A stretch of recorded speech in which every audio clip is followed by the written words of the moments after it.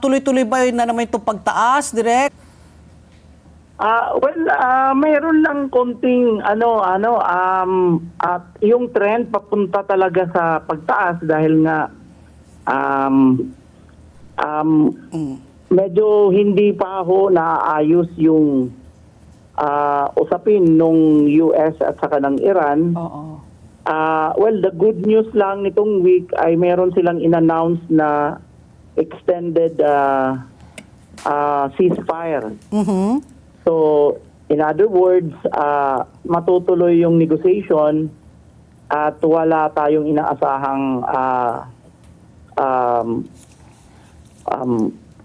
grabbing or balik doon sa putukan, no? Oo. So that will put the speculative impact doon sa price at the minimum. Okay. So kaya nakita ho natin for the past 2 weeks na maliliit ho yung movement. Mhm. Pero ang inaasahan natin right after niyan na magkaroon ng magandang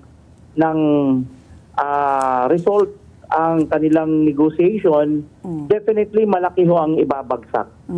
Yan ho ang nangyari for the past 3 weeks Oo. na mayroon tayong malalakihang bagsak Correct. ng price dahil doon sa nangyaring Ceasefire. indefinite ceasefire. Oo.